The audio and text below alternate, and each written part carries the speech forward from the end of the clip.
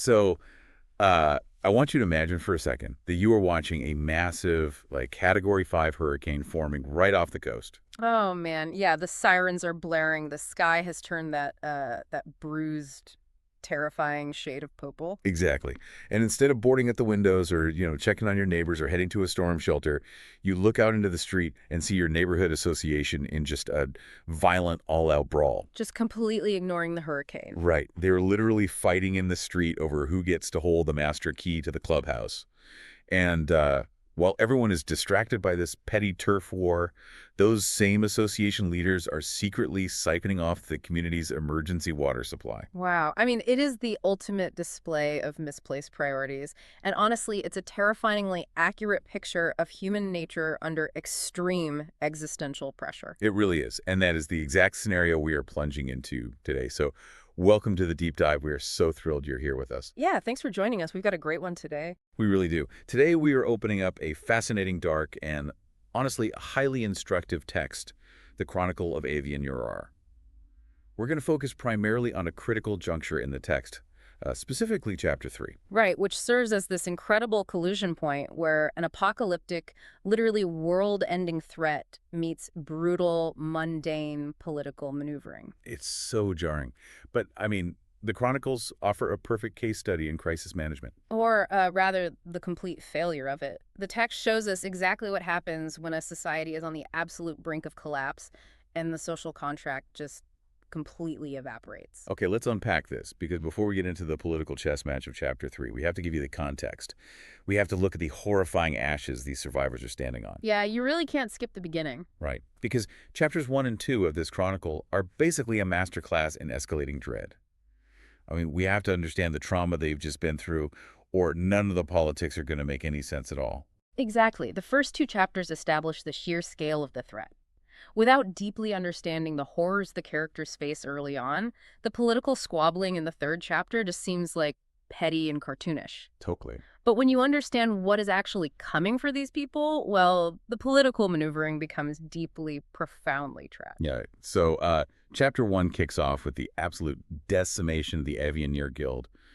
I mean, this was a prestigious, powerful martial guild, and they get entirely wiped out at Greenbrier's Temple of the Vizier. Yeah, and the town just goes silent under this supposed quarantine. Mhm. But in reality, their very life essence is being drained away. It's so dark. The survivors who managed to escape come back with these harrowing stories. Right. We're talking about a fallen brother named Kalen who was seduced by a profane blood demon, unholy sacrifices. And those black, oil-slick tentacles physically wrapping around the buildings Yeah. like an invasive plant just bleeding the earth dry.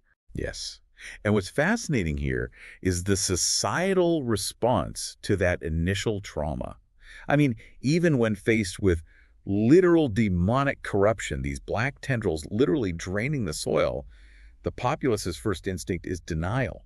Right, they actually classify it as a botanical anomaly. See, I read that and I was furiously scribbling in my notes. I mean, come on. Aha! How do you look at demonic, life-draining tentacles and say, just a weird weed, we'll get it after the harvest? Yeah, it's pretty extreme. Like, I hear that people panic, but there's a difference between denial and sheer stupidity. Yeah. At what point does a defense mechanism just become willful ignorance? Well, you have to look at what acknowledging the truth actually costs them. If a farmer looks at those tentacles and admits this is demonic, they are simultaneously admitting that their gods have abandoned them. Oh, wow. Yep. Right. It means their protectors are dead and their family is in immediate fatal danger. Calling it a botanical anomaly means you still have to wake up and farm tomorrow. It's a profound psychological break. That is heavy. The human mind will normalize almost any horror to maintain a sense of routine because the alternative is complete, paralyzing despair. Man, that is dark. But Yeah. I guess it makes sense when you put it that way. Well, that defense mechanism gets shattered pretty quickly for the vanguard, the surviving heroes of the guild. Yeah, they don't have the luxury of denial. Exactly. They take this corrupted artifact from the temple up the river to the great free city of Greyhawk because they need to show it to the legendary archmage Mordenkainen. And Mordenkainen lays out the enemy's methodology, which is just, it genuinely gave me chills. Same here, because it's not a loud, explosive invasion.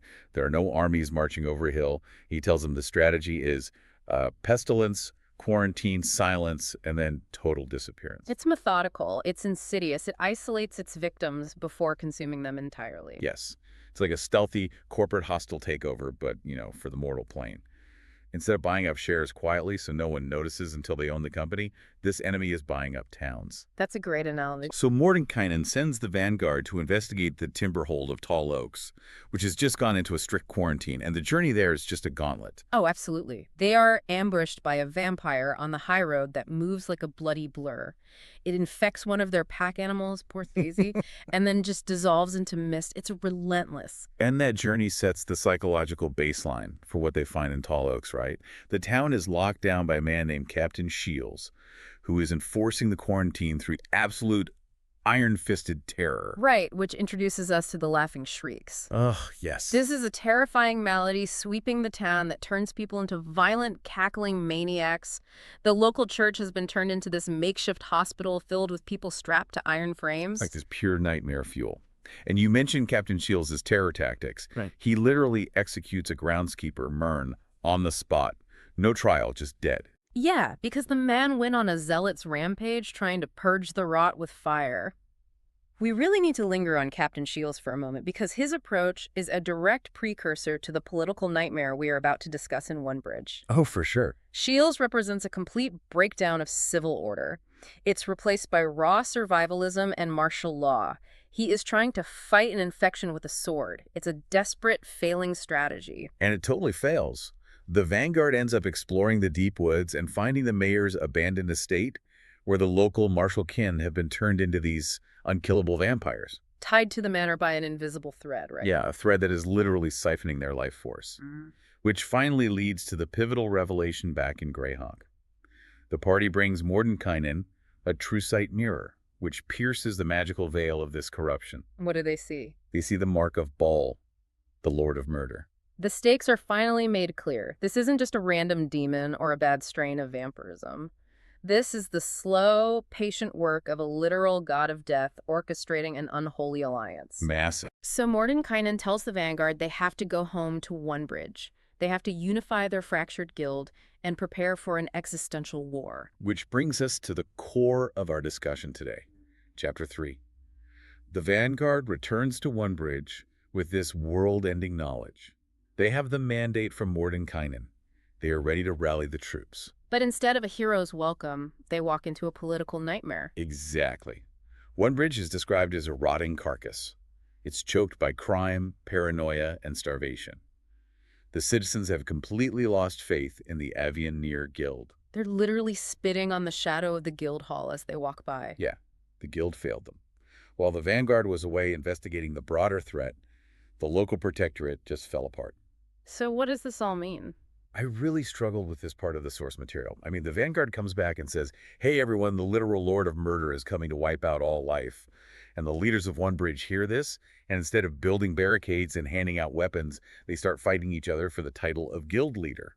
I mean, if the ship is sinking, why on earth are you fighting over who gets to be the captain? It's the sociology of a power vacuum. When the strong, stable leadership of the Avian-Nir vanished during the crisis, the social contract was broken. But even when the threat is a god of murder, shouldn't that, instantly unite people? In movies, yes. In reality, no. If you are listening to this right now, maybe on your commute or at the gym, it's really easy to think, oh, I'd be the rational one. I'd rally the town. Sure, we all want to be the hero. Exactly. But you have to put yourself in the shoes of someone living in One Bridge. Imagine you haven't eaten in 4 days. The god of murder is coming next month is an abstract threat compared to my children are starving today. Oh, that's a really good point. Or violent gangs are roaming my street right now. People panic over immediate survival food, security, and local control. They cannot process the macro threat because the micro threats are actively killing them. So they just focus on what's right in front of them. Precisely. And where there is panic, opportunists will always step into the void to offer quote-unquote solutions in exchange for absolute power. And boy, do we get some opportunists here. The guild fractures into 3 distinct factions, each backing a different candidate for leadership.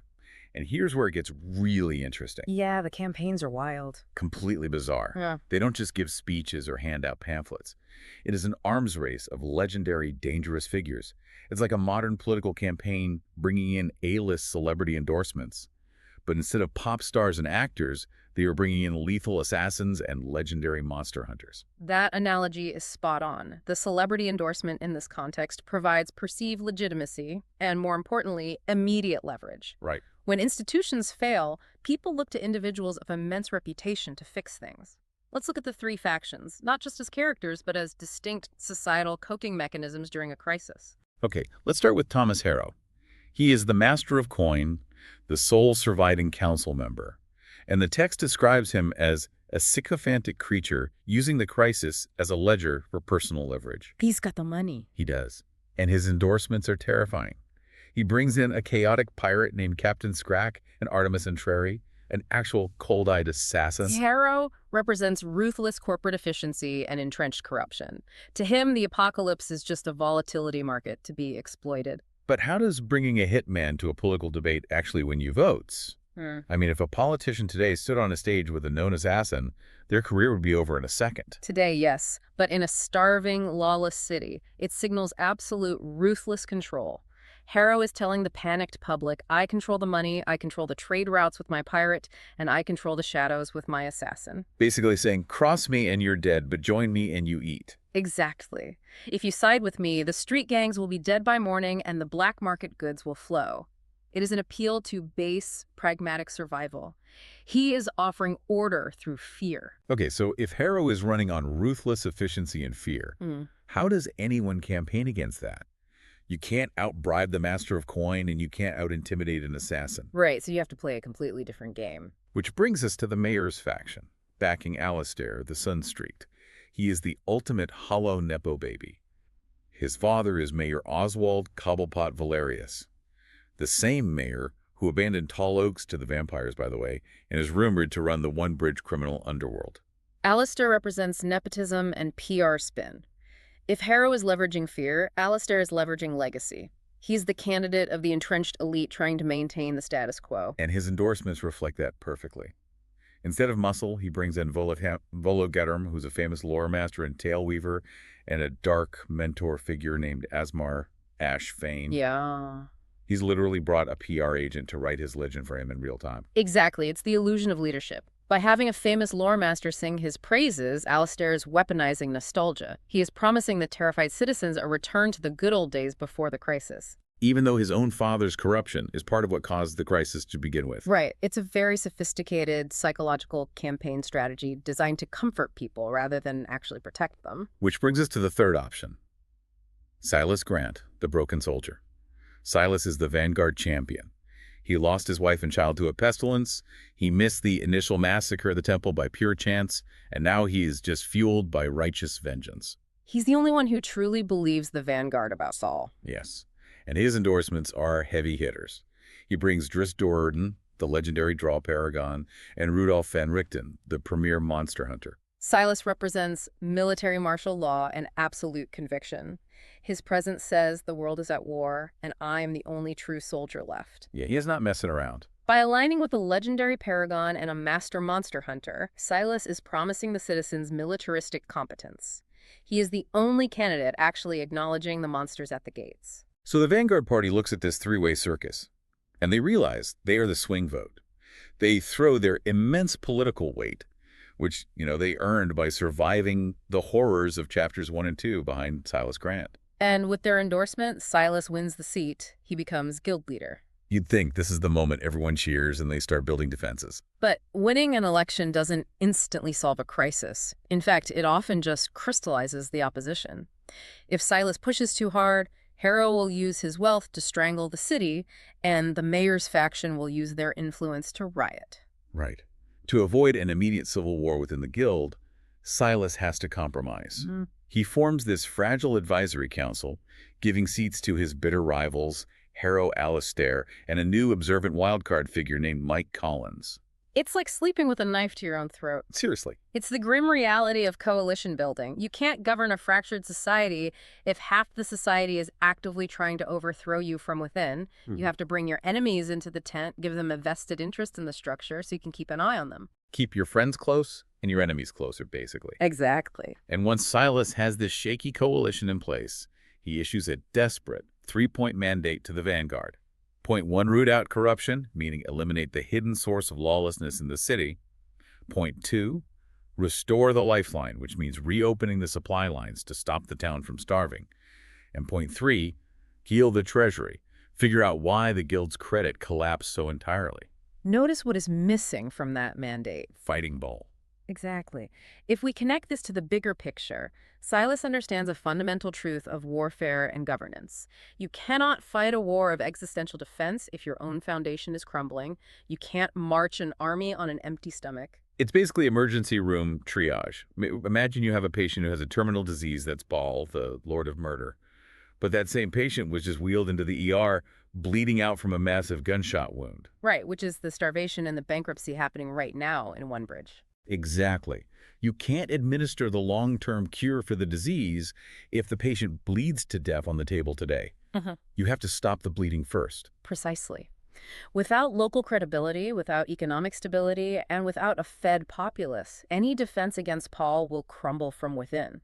Silas has to win back the hearts and minds of the citizenry before he can ask them to fight a god. Which sets the stage beautifully for the explosive discoveries in chapters 4 and 5. This is where we move into our suppositions for what happens next, based on the text. Because as soon as the vanguard starts executing Silas's mandate... Yeah, as soon as they start pulling on those threads. Right. As soon as they investigate the starvation and the bankruptcy, they realize the rot is coming from inside the house. The threats aren't just external, they're deeply institutional. Exactly. They go to investigate the supply lines at the docks, trying to fulfill point 2 of the mandate, and they find the Silvercloaks. These are mercenaries commissioned by Mayor Valerius Alastair's father. And what are they doing? They are actively hoarding food behind barricades, while the townspeople outside are starving and rioting. The mayor is intentionally starving his own city. It's an engineered crisis. By restricting the food supply, the mayor maximizes his own political leverage and personal wealth. He is entirely indifferent to the suffering of the populace because their desperation makes them easier to control. And it gets worse. They go to investigate the treasury for point 3 of the mandate, and they literally catch Thomas Harrow, the master of coin, who they just compromised with and put on the advisory council, in the act of burning the guild's ledgers. Wow, the ultimate sign of financial guilt. Right. He manufactured the guild's bankruptcy. Yeah. He actively plotted to ruin the Avianeer just to usurp Silas Grant's command, so they throw him in irons. But they still have a massive problem. Yeah, the vanguard needs to know where the supplies are. The partially destroyed ledgers showed massive amounts of food and weapons had been ordered and paid for. Harrow claimed the suppliers in Greyhawk just weren't sending them due to the crisis. So, to fulfill the mandate, the party must return to Greyhawk to verify this claim and secure the supply chain. They go to Yaddle, who is this goblin logistical kingpin at the docks in Greyhawk, and Yaddle tells them, no, we've been sending the supplies this whole time. Oh, wow. And right then, the party spots a Silvercloak ship loading supplies in the harbor. The supplies are moving, but they are being intercepted by the mayor's private mercenary forces before they ever reach the starving citizens of OneBridge. Which perfectly aligns with Harrow's destroyed ledgers and the mayor's barricades. It's a massive embezzlement and sabotage scheme masquerading as a logistical failure. So the vanguard forms a daring plan. They buy as many supplies as they can from Yaddle. They send some of the party on a decoy ship to draw attention, and the rest plan to secretly board that Silvercloak ship to uncover the truth and take the supplies back by force. They are walking straight into the fire. Seriously, it's a brilliant tactical pivot, but it highlights the impossible situation they find themselves in. They are fighting a two-front war. And one front is an apocalyptic god. Right. They aren't just fighting the Lord of Murder's external world-ending threat. They are fighting a parasitic class of politicians, like Harrow and Mayor Valerius, who are using the end of the world to line their own pockets. Yeah, the apocalypse is actively happening. The black tentacles are in the soil, the vampires are in the woods, and these leaders are just treating it as a final opportunity for graft and power. It is incredibly bleak. But, it makes for such a compelling narrative. It forces the heroes to be more than just warriors swinging swords at monsters. They have to be detectives, they have to be politicians, they have to understand supply chains and sociology just to survive. This raises an important question, one that the Chronicle really forces us to grapple with.